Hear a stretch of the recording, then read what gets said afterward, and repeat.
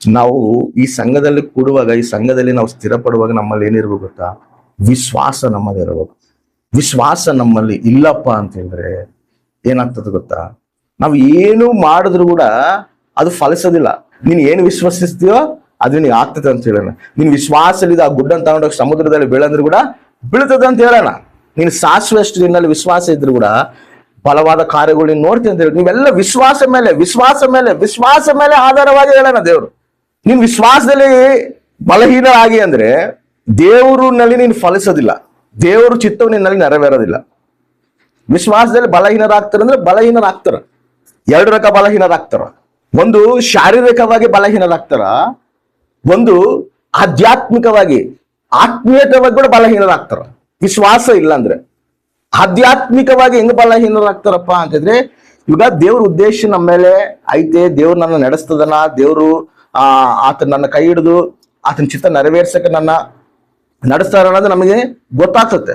ದೇವ್ರ ತರ ನಾವು ಹೆಂಗ್ ಮಾತಾಡ್ತಿರ್ತೀವಿ, ದೇವ್ರ ತರ ನಾವು ಹೆಂಗೆ ನಡೀತಿರ್ತೀವಿ, ಅದು ನಮಗೆ ಅರ್ಥ ಆಗ್ತತೆ. ಅರ್ಥ ಆಗ್ತಿರುವಾಗ ನಮ್ಮನ್ನ ಯಾವಾಗಾದ್ರೂ ದೇವ್ರು ನಮ್ಮ ನಡೆಸ್ತಾನ ಅಂತೇಳಿ ನಮಗೆ ಅರ್ಥ ಆಗತ್ತೋ, ಇನ್ನೊಬ್ಬನಿಗೆ ಕೂಡ ಅರ್ಥ ಆಗತ್ತೆ. ಯಾರು ಹೇಳ? ಸಾತಾನಿಗೆ. ನಮ್ಮನ್ನ ದೇವ್ರು ಹೆಂಗ್ ನಡೆಸ್ತಾನ ಅಂತ ನಮಗೆ ಹೆಂಗ್ ಅರ್ಥ ಆಗತ್ತೋ, ಈ ವ್ಯಕ್ತಿನ ಹಿಡ್ಕೊಂಡು ದೇವ್ರು ನಡೆಸ್ತದನ ಅಂತೇಳಿ ಸಾತಾನು ಕೂಡ ಅರ್ಥ ಆಗತ್ತೆ. ಅವನೇನ್ ಮಾಡ್ತಾನ ಗೊತ್ತಾ? ನೀನ್ ದೇವ್ರ ತರ ಹೆಂಗ್ ಕನೆಕ್ಟ್ ಆಗ್ತಿರ್ತಿಯಲ್ಲ, ಆ ಕನೆಕ್ಟ್ ಆಗಕ್ಕ ಅವನು ಬಿಡದಿಲ್ದಂಗ ನಿನ್ನ ಆತ್ಮೀಯ ಜೊತೆ ನಿನ್ನ ಬಲಹೀನ ಪಡಿಸಕ್ ಅವ್ನು ಟ್ರೈ ಮಾಡ್ತಿರ್ತಾನ. ಅವ ನೀನು ವಿಶ್ವಾಸದಲ್ಲಿ ಬಲವಾಗಿಲ್ಲ ಅನ್ಕೋ, ವಿಶ್ವಾಸದಲ್ಲಿ ನೀನು ಸ್ಥಿರವಾಗಿಲ್ಲ ಅನ್ಕೋ, ಅಪವಾದ ಏನ್ ಮಾಡ್ತಾನ ಗೊತ್ತಾ? ನಿನ್ನ ಬಲೆ ಹಾಕಿ ಎಳಿತಾನ. ಇವಾಗ ನೀವು ಕಾಲೇಜ್ಗಳು ಹೋಗ್ತಿರ್ತೀರಿ, ನೀವು ವಿಶ್ವಾಸ ಇಲ್ಲೇನೋ ಆತ್ಮೀಯ ಜೊತೆಲಿ ಬಲ ಹೊಂದಿರ್ತೀರಿ, ಇಲ್ಲೇನೋ ದೇವ್ರ ಶಕ್ತಿನ ಹೊಂದ್ಕಂತೀರಿ, ದೇವ್ರ ಚಿತ್ತ ನೆರವೇರಿಸ್ಬೇಕು, ದೇವ್ರ ಉದ್ದೇಶ ನೆರವೇರಿಸ್ಬೇಕು, ನಮ್ಮ ಜೀವನದಲ್ಲಿ ದೇವ್ರ ಸಂಕಲ್ಪ ನೆರವೇರಿಸ್ಬೇಕಂತ ಒಂದು ದೃಢವಾದ ನಿರ್ಣಯ ತಗೊಂಡು ನೀವು ಆತನ ಸಲುವಾಗಿ ಸಾಕ್ಷಿಯಾಗಿ ನೀವು ಜೀವಿಸ್ತಿರ್ತೀರಿ. ಕಾಲೇಜಿಗೆ ಹೋದಾಗ ಏನ್ ಮಾಡ್ತಾನೆ ಗೊತ್ತಾ? ಅಲ್ಲಿ ಅಪವಾದಿ ನಿನ್ನ ಬಲೆ ಆಗ್ತಾವ. ಯಾವ್ದನ್ನ ಹುಡುಗನ್ ತೋರಿಸ್ತಾನ, ಇಲ್ಲಂದ್ರೆ ಕೆಟ್ಟ ಅಭ್ಯಾಸಗಳಿಗೆ ಬಾನಿಸರಾಗಂಗ ಮಾಡ್ತಾನ. ಆಧ್ಯಾತ್ಮಿಕದಲ್ಲಿ ಅಲ್ಲಿ ನಿಮ್ಮನ್ನ ಏನ್ ಮಾಡ್ತಾನ? ಬಲಹೀನ ಪಡಿಸ್ತಾನ. ನೀನೆಲ್ಲ ಕೆಲಸ ಮಾಡ್ತಿರ್ತೀಯ ಅನ್ಕೋ, ಆ ಕೆಲಸ ಮಾಡೋದ್ರಲ್ಲಿ ಕೂಡ ನಿನ್ನ ಶೋಧಿಸ್ತಾನ ಅಪವಾದಿ, ಅಲ್ಲಿ ಕೂಡ ನಿನ್ನ ಬಲಹೀನ ಪಡಿಸ್ತಾನ. ನೀನು ಎಲ್ಲಿ ಸಿಗ್ತೀಯೋ ಅಲ್ಲಿ ಏನ್ ಮಾಡ್ತಿದ್ದಾನ ಗೊತ್ತಾ? ನಿನ್ನ ದೇವರಿಂದ ದೂರ ಮಾಡಕ್ಕೆ ಅವ್ನು ನಾನಾ ರಕವಾಗಿ ಪ್ರಯತ್ನ ಪಡ್ತಾರೆ. ಅದಕ್ಕೆ ಕೆಲವೊಂದು ಟೈಮ್ನಲ್ಲಿ ನಾವು ಜಾಸ್ತಿ ದೇವ್ರ ಕನೆಕ್ಟ್ ಆಗ್ತಿರ್ತೀವಿ, ಕೆಲವೊಂದು ಟೈಮ್ನಲ್ಲಿ ಬಲಹೀನರಾಗ್ತೀವಿ, ಕೆಲವೊಂದು ಟೈಮ್ನಲ್ಲಿ ಜಾಸ್ತಿ ಬೇಸ್ ದೇವ್ರ ಕನೆಕ್ಟ್ ಆಗ್ತೀವಿ, ಕೆಲವೊಂದು ಟೈಮ್ನಲ್ಲಿ ನಮಗೆ ಗೊತ್ತಿಲ್ಲದೇನೆ ನಾವು ಬಲಹೀನರಾಗ್ತೀವಿ. ಪ್ರಾರ್ಥನೆ ಮಾಡ್ಕೋಬೇಕಂತ ಎಷ್ಟು ಆಸಕ್ತಿ ಇರ್ತದೆ, ಕೆಲವೊಂದು ಟೈಮಲ್ಲಿ ಪ್ರಾರ್ಥನೆ ಮಾಡ್ಕೊಂಡಾಗ ಇವೆಲ್ಲ ಎದಕ್ಕೆ ಆಗ್ತವೆ ಅಂದ್ರೆ ನಿನ್ನ ಆಧ್ಯಾತ್ಮಿಕ ಜೀವಿತದಲ್ಲಿ ಅವನು ಬಲಹೀನ ಪಡಿಸ್ತಾನ. ಖಚಿತವಾಗಿ ಇದು ನಡೀತದೆ. ಅವನ್ ಕುತಂತ್ರ ಯಾರು ಎಲ್ಲೆಲ್ಲಿ ಸಿಗ್ತಾರೋ, ಯಾರು ಎಲ್ಲೆಲ್ಲಿ ಅವನಿಗೆ ಹೆಂಗ ಹಾಕಿದ್ರೆ ಬಲ ಹಾಕಿದ್ರೆ ಇವ್ರು ಸಿಗ್ತಾರ ಅಂತೇಳಿ ಅವ್ನಿಗೆ ಭಾರಿ ಚೆನ್ನಾಗಿ ಗೊತ್ತು.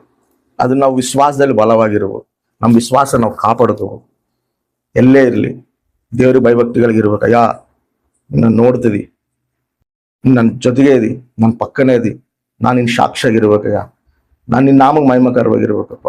ಎಲ್ಲಿ ನಾನು ಶೋಧನೆಗೆ ಒಳಗಾಗಬಾರ್ದು, ಎಲ್ಲಿ ಅಪವಾದ ಶೋಧನೆಗಳಿಗೆ ನಾನು ಒಳಗಾಗಬಾರ್ದು ಪ್ರಭುವ, ಇದ್ರಾಗಿದ್ದ ನನ್ನ ಬಿಡಿಸು ಅಂತೇಳಿ ಪ್ರತಿದಿನ ವಿಶ್ವಾಸದಲ್ಲಿ ಸ್ಥಿರವಾಗಿರ್ಬೇಕು. ಶಾರೀರಿಕವಾಗಿ ಕೂಡ ಬಲಹೀನ ಪಡಿಸ್ತಾನ. ಹೆಂಗೆ ಹೇಳು?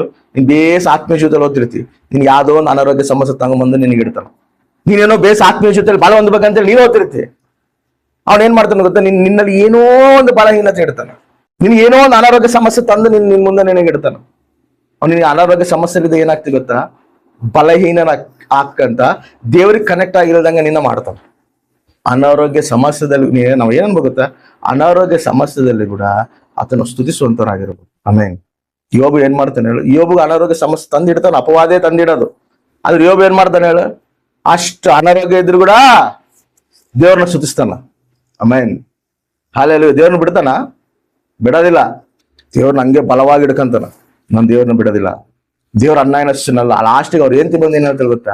ದೇವ್ರು ದೇವ್ರು ದೇವ್ರು ದೇವ್ರು ಅಂತಿ ಆ ದೇವ್ರನ್ನ ದೋಷಿಸಿ ಸತ್ತೋಗಂತ ಹೇಳ್ತಾಳ.